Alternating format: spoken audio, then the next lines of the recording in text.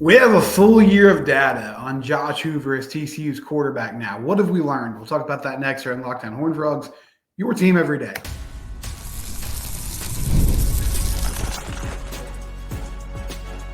You are Locked On Horned Frogs, your daily podcast on the TCU Horned Frogs. Part of the Locked On Podcast Network, your team every day. Locked On Horned Frogs, your team every day. I'm your host, Steven Simcox. Subscribe to the YouTube channel, also on your favorite podcast platform.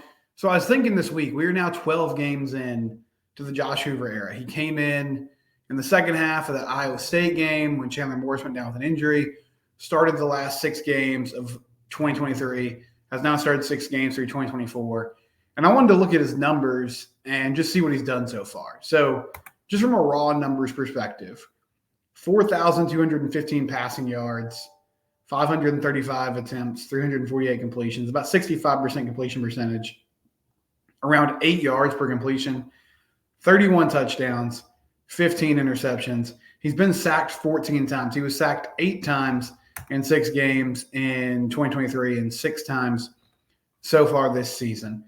So you see a ton of yardage there, and they put the ball in the air a lot since he took over. I was interested to compare it to Max Duggan through his first 12 games as a starter, which is hard to break down exactly where that kind of ends for Max because he was splitting time with Alex Delton early on, and then he took over like sort of midway through the season as his true freshman year, and then was the starter for the majority of the year, his sophomore year, and into the rest of his career, obviously. But it's really impossible to compare these two guys because they're totally different quarterbacks. I mean, in Max's first 2 years, which was technically 22 games, he didn't start all those games.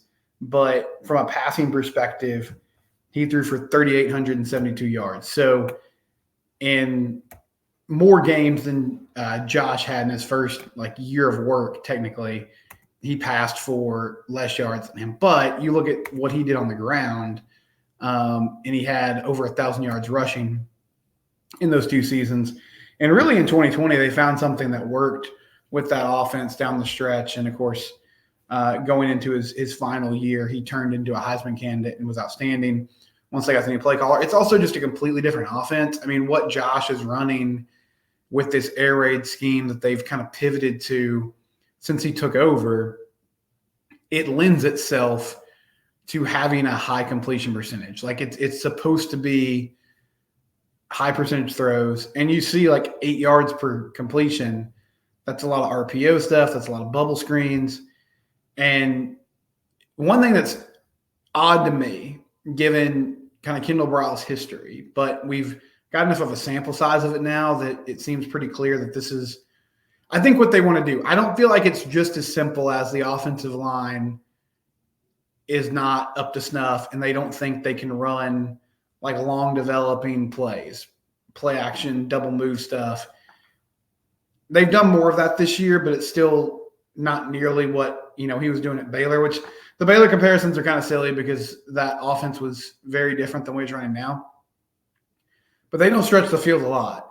And I don't think it's just because of the personnel. I feel like at this point, this is kind of what he wants to do with the RPO game and some of the other RPO, meaning run pass option, and some of the other short and intermediate passing game concepts that he's introduced.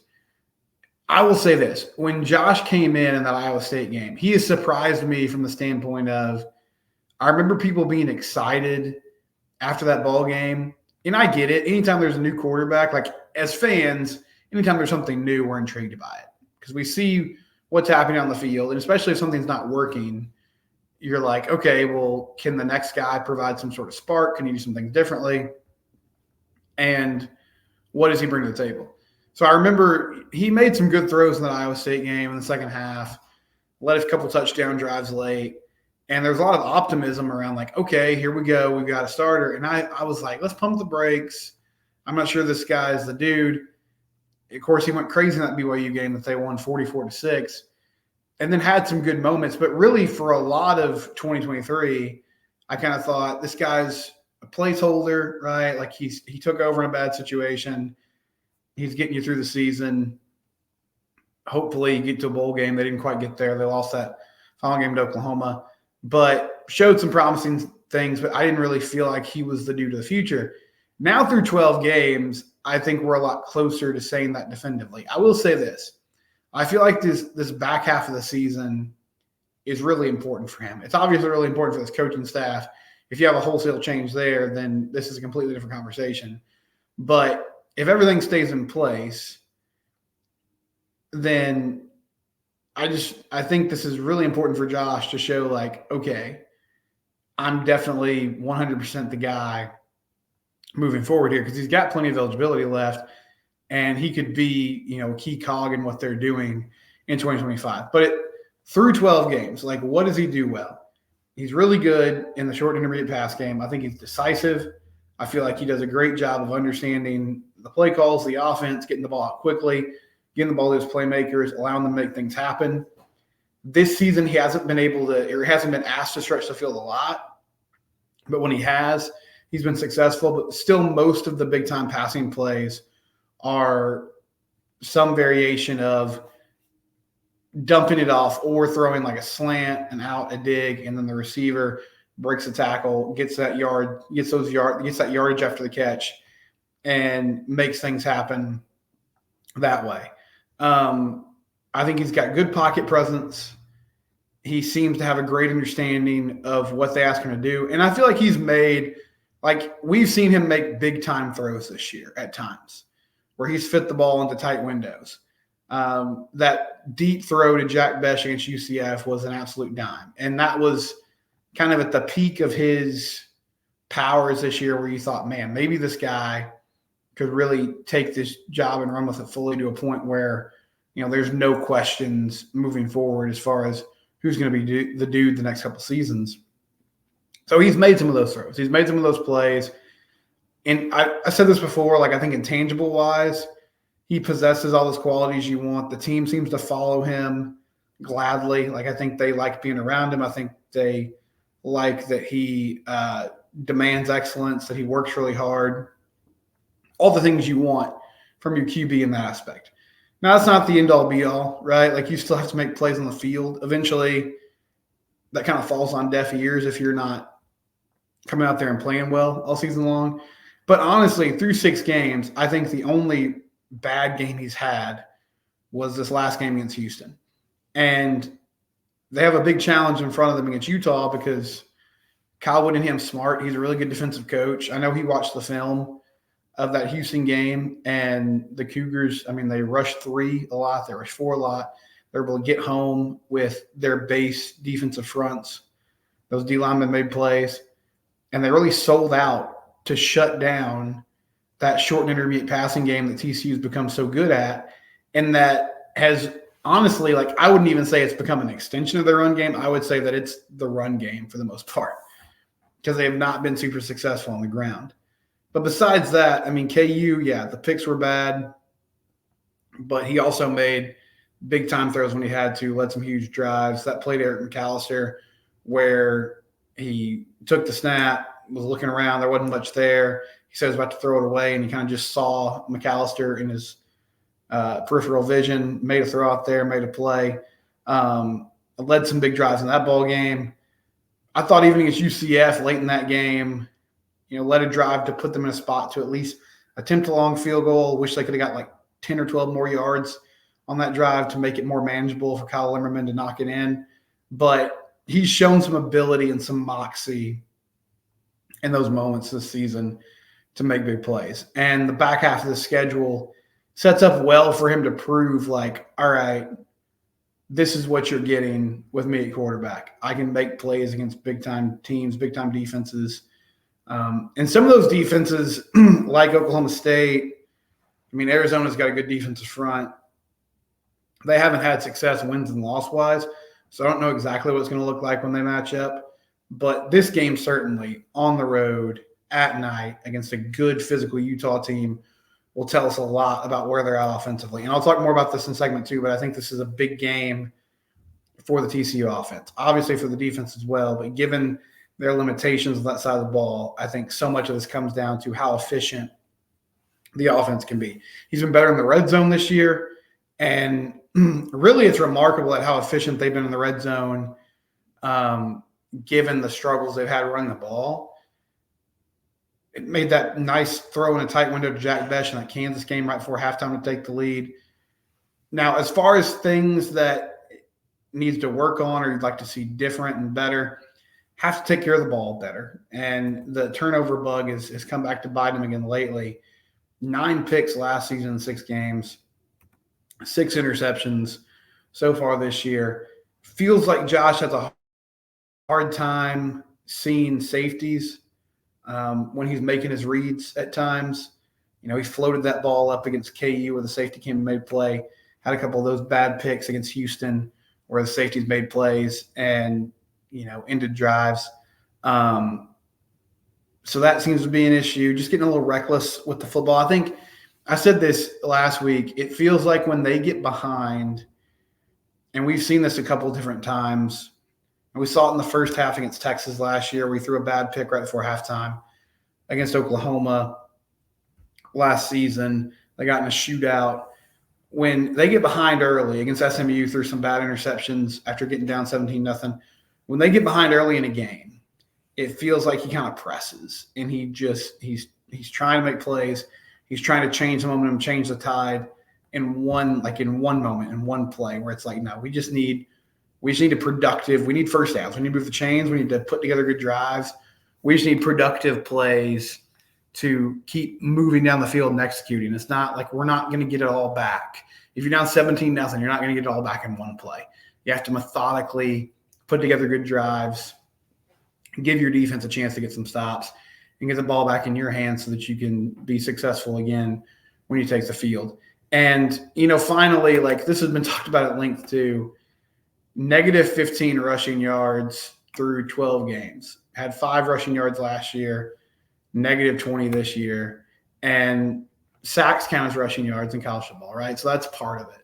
But it speaks to the point of he's just not somebody that's tucking the ball and running often. And I would like to see him do it more. He's not a burner, right? Like he's not your prototypical dual threat guy. We have seen him show some ability to scramble though. Like when things break down and he has to go get a first down, he's able to do that with his legs. And I know like when he's moving around the pocket or outside the pocket, it feels like his first priority is, okay, keep your eyes downfield, keep the play alive. I'm using my legs to keep the play alive so I can still use my arm to make plays down the football field. But there are times where it's just like there's green grass in front of you. You're not like a world-class athlete from a speed perspective, but you can tuck the ball and get a first down. And again, it doesn't have to be a miracle play. Like it can just be a simple play to get positive yardage, to get things going. And then I think in the zone read game too, if just even every once in a while you pull that ball, it puts pressure on that defensive end or whoever it is that you're putting in conflict at the mesh point to second guess their decision a little bit. It puts pressure on that defense.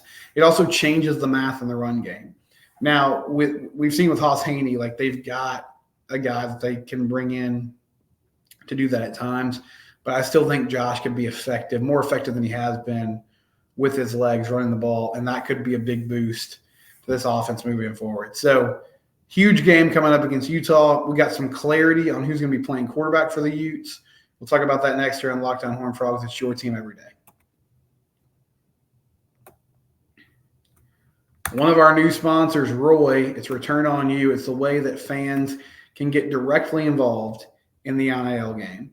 So far this season, we've pooled over $10,000 to support players on Roy. Micro deposits lead to massive change. With the Roy app, you can directly support athletes that you love, ensuring that all the funds go to a specific player you choose. Unlike collectives, you know exactly where your support's going, and you even receive exclusive content like personal videos and updates through the season. And so if you don't know much about Roy, they've literally got every athlete in every sport listed on their site. So if you want to donate to TCU football, specific players, you can do that. If you want to donate to TCU soccer, baseball, you can do that. Just download the Roy app, create an account, and check out all the players they have there available to donate to. The best part is risk-free. If the athlete transfers or doesn't deliver the exclusive content you expect, then you get your money back. Plus, don't miss out on Roy's exciting giveaway. Win 2 tickets to a game in November. Just download Roy, create an account, and enter referral code LOCKEDON, and you're entered. Already on Roy, any contribution to an athlete's campaign gets you entered automatically. No purchase necessary. Void where prohibited. Roy, support the players. Change the game. It's the way for fans to get directly involved with name, image, and likeness. So my episode yesterday in the YouTube title, I said, will Utah stick with Cam Rising after this week against TCU, after that Arizona State game, which if you didn't watch, he was coming back from an injury to his hand, apparently hurt his knee early on that game, tried to gut through it, tried to play, wasn't healthy. Well, literally about 20 minutes after I posted the episode, Kyle Whittingham held his weekly press conference, and he told the media that Cam Rising is out indefinitely and that Isaac Wilson will be their starter until further notice. So Isaac Wilson's going to be the guy this week against TCU. As far as Cam Rising goes, it sucks for him. I did see he's got the opportunity. He's only played in 3 games. He could apply for a medical red shirt and go into season 8 of eligibility with Utah. Have no idea how he's going to handle that, how they're going to do it, but it's an intriguing idea for sure. And it means that Isaac Wilson, who's a true freshman and has started some games for the Utes, is going to take over as a quarterback for Utah. This season, 55% completion percentage, 830 yards, about 7 yards per completion, 6 touchdowns, 7 interceptions, and he's been sacked 8 times. So I think you see the inexperience, one with the interceptions, but also, and if Utah fans are in here, you can correct me if I'm wrong, that sack total is pretty high for the number of games he's played.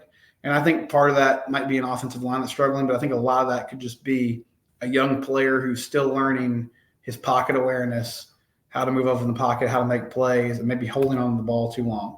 A listener asked me when I mentioned that Cam Rising was out in yesterday's show, I mentioned that in the YouTube comments, and they said, is Isaac Wilson a running quarterback? So no, not really. He's got rushing-wise 52 yards on 29 carries, so he's run the ball some. That sack total is going to bring it down, but he's more of a pocket passer. That's who he is. You watch the highlights. This is Zach Wilson's younger brother. So Zach Wilson, who was at BYU, did a great job with Jeff Grimes, got picked in the NFL in the first round. This is his younger brother. He went to Utah, which is intriguing because that's their biggest rival, BYU's biggest rival. But he can tuck it and run. He's got a big frame. He's a tall kid, over 6 feet tall, 200 pounds. He looks like a quarterback when you see him. But he's got good zip on the ball, and really he's out there to make plays and throw. Now, I think what TCU is going to see this week in the run game is a steady dose of Micah Bernard, who has 676 yards on 100 carries and is averaging about 7 yards a carry. So he's having a really good year. And with TCU's struggle stopping the run game, I think they're going to do that until, TCU puts them in obvious passing situations. But that being said, this is an opportunity. You would hope you didn't know exactly what was going to happen in the quarterback position until yesterday. But with that extra time to prepare with the bye week, Andy Avalos and his staff should have a very comprehensive plan for, they've had plenty of time to scout both these guys. All right, here's what we're going to do. If it's Rising, here's the game plan. If it's Wilson, and, these are the different variations or differences between the two guys. And this is what we're looking at. The scouting report for Isaac Wilson on 247 Sports, because again, he's a true freshman, so he was in high school not that long ago. Developing frame with decent growth potential, big play quarterback who can dissect defenses with consistent accuracy, shows a steady, quick release and silent mechanics, displays ability to fit throws into tight windows at every level, flashes good zip and arm action, but at times sacrifices top velocity for release speed, can deliver the ball on time without setting his feet, and also does well on the run. Should get confidence as he becomes more experienced. One thing that has surprised me, and I think all that to say, like, he's more of your prototypical pocket passer, has the ability to make throws at all three levels of the defense. And if he needs to move out of the pocket, he can do that. And he's pretty adept at getting around, throwing the ball down the field, challenging defenses in that way. But at his most comfortable, he's sitting in the pocket and making plays. This seems like a good week. One thing that's been missing, given kind of what we know about Indiavalos in his past, is there haven't been like these exotic pressures, these blitzes. And I mean, I think, again, part of that is when you're struggling to stop the run, it's really hard to do some of those things because you're constantly worried about, okay, well, can we stop the basic, run game in this offense? If we can't do that, then it's hard to know like when we're going to be in passing situations. They're staying on schedule. They're constantly in second and third and manageable, and it keeps you on your toes. But this feels like a week. I was shocked at how Houston, even when it became painfully obvious in that game, and Zion Chris had some good throws, but what they wanted to do was run the ball. Like that's what they wanted to do. And they want to do that because that's what they're best at, but also because it helped bleed the clock and shorten the game, which is their MO. And TCU was still just running like 6 guys out in the box and not overloading and not saying, all right, we're just going to sell out to stop this run game and force him to make throws. And I know the corner struggled, in those one-on-one matchups, but still, like I just felt like that was the only way we were going to win that ball game. I think this is the week you got to do that. Like you have to find a way to say, okay, if Isaac Wilson beats us with his arm, then we're just going to have to live with that. But we cannot allow them to just control the tempo, control the pace of this, and do whatever they want in the run game. Because I don't think, like in the Kansas game, you got some good fortune in that it seemed like they got away from the run game when they didn't have to. Also, Jalen Daniels just couldn't make them pay in the passing game consistently. I think it's that same type of setup here. Force Isaac Wilson to try to beat you in the pass game consistently and put him in situations where he has to throw the ball. And then I also would just say this is a big week for the offense. This is a very good Utah defense. They're able to stay in just about any game because they're physical and tough and can make plays and can keep offenses from scoring. Got to be efficient this week. Have to put up touchdowns, put pressure on that Utah offense to keep putting together big-time drives. I mean, they're probably going to win some of these battles, but like force Isaac Wilson to score 25 or more points. Force him to score 30 or more points. Put points on the board and put them in an uncomfortable place where they can't just, slug it out and win 27-14. Like put them in a spot where they got to score points to win the ball game. And I think if you do that, you had a pretty good shot this week. When we come back, we'll wrap things up with some of your thoughts. It's Locked On Horned Frogs. It's your team. We do it here every day. Well, thank you, as always, to our friends at FanDuel. It's a great time of year to be a sports fan. I saw the college basketball polls come out yesterday, and I'm like, man, this is crazy. There's NBA's going on, college football, Major League Baseball playoffs, hockey just started up, college basketball will be here soon. It's a perfect time to go to FanDuel.com or download the FanDuel app. If you put a $5 bet down, just one $5 bet, get up to $200 in bonus bets. Again, that's one $5 bet and it gets you $200 in bonus bets. FanDuel, it's where the game starts. They're the official sponsor, official betting partner and sponsor of the NFL and an official sponsor here of the Locked On Network. Give it a try today. Get in on the action at FanDuel.com or on the FanDuel app. So in segment 2 yesterday, I threw out kind of a hypothetical about, all right, who were the other candidates when Sonny Dykes got hired a few years ago? And if you hired them, what would it look like? And the guys that were seriously considered to appear were Billy Napier, who's now at Florida and is very much on the hot seat there. Deion Sanders is at Colorado and has done a great job kind of turning that thing around. And then Matt Campbell, who has been very consistent at Iowa State, went through kind of a lull, but then has changed offensive play callers, has some more skill talent there, and is just suddenly back in Big 12 title contention. So some of you had thoughts on that. Tommy Fisher says TCU has this is about the Utah game. He says TCU has a legit chance in this one. And if Cam was playing, I think TCU would have a much better chance. He's broken field for him. Arizona, who throws it all over the field, winning and beat them. I think we can too if we sell out and stop the run. Yeah, it's an interesting thing. I mean, it's one of those questions about like Cam Rising at 70% health. Is he going to be less effective than Isaac Wilson? I don't know. I guess we'll find out Saturday. But I know Utah fans were clamoring for him to get out of the game against Arizona State. And obviously, like, they love him as a player, but it's just like if you're not healthy and you're not able to go, then you can't be out there. Tommy also said if TCU would have hired Deion, the season tickets would be worth 1 million times what they are now. Talent on the roster would be top 10 in the country. People would be driving within 100 miles to see games and practices, would be on College game day, and everything else. And, yeah, I mean, I think the hype would be insane. He brings that attention, that relevance to your program automatically. I mean, just personally, like last year when we played Colorado, that was one of my best weeks of the year views-wise, because if I put Deion's name in a YouTube title, people found it. And it's not just Colorado fans. It's just people that, I mean, love him and are fans of him and think that he's the future of college football. So it would be super interesting. Yeah, I think he would definitely attract talent. And I feel like his ability to be here in a space where there's a ton of high school talent would really help him from a recruiting perspective as well. But, you know, it just didn't work out.